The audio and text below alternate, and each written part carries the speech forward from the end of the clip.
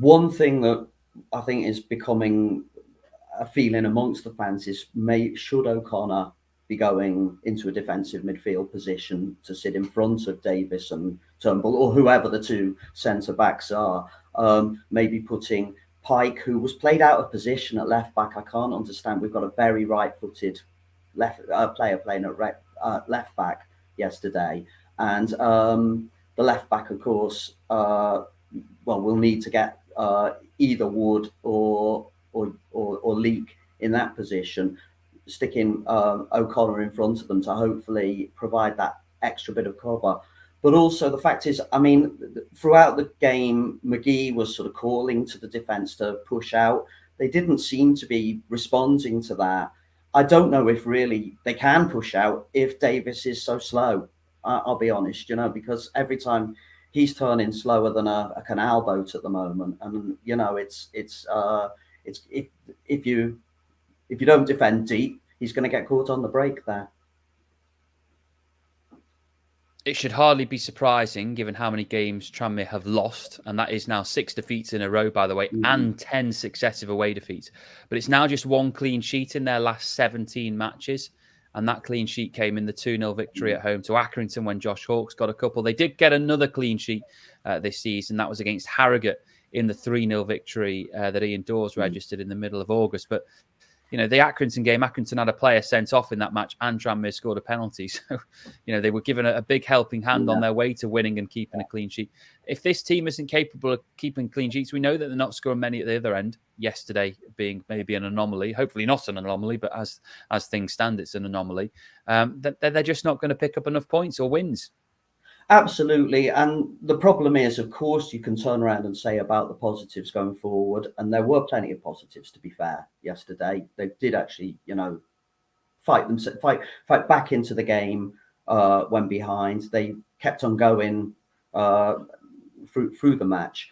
But if you're conceding goals at the other end, that will affect the quality and the confidence of the team going forward as well. So even if we are scoring goals and we're being productive and creating chances, it's eventually going to come unstuck. And really, we sort of feel like, we should be looking at trying to just eke out those tough, dour 0-0 draws. If we get away from home, we'd long for one of those at the moment.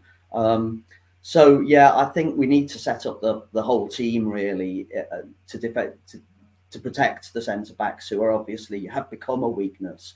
But I do also think we need to probably work out what our fullback options are as well. I didn't think having Pike at left back was working for me. He's a very right-footed player. He seemed to be getting bullied quite a bit, and I think maybe he needs to go to right back, a specialist left back in, O'Connor in front of the defence and the centre backs to provide a bit of protection, or maybe even they need to go to a back three. Who knows? But it doesn't seem to be working at the moment in those centre back positions. It's odd, isn't it? Because those fullback positions, we talked about at the start of the season and how few options there were within those fullback positions to change things around. Well, now there's actually a plethora of options, and we're still not happy with the choices of players who are playing at fullback, given the options available. I know Wood hasn't exactly pulled up trees when he's played in recent weeks, and I mean, James Norris has disappeared off the face of the earth, apart from coming on for a minute or two yesterday.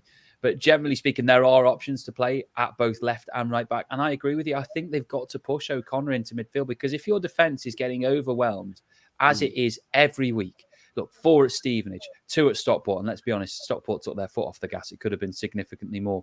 1 against Morecambe, 2 against Doncaster, 2 against Crewe, 1 against Leicester under 21s, 2 against Grimsby, 4 against Wimbledon a few weeks ago. So this is already the 3rd time this season Tranmere have conceded 4 goals.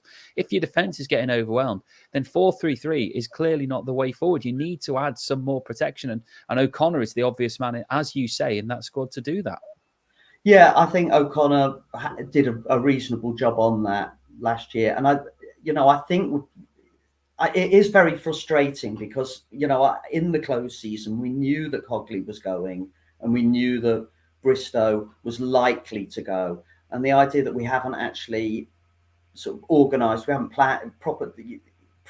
probably seem to have planned for those fullback positions is very frustrating, because even now we're still sort of talking about the fullbacks in coming up to mid-November, so well, early November anyway. So it's a really difficult situation. I don't know whether it's a change of the system or it's a change of, but I do sort of think, the defensive midfield side of things needs to be protecting those centre backs who are just not doing it at the moment.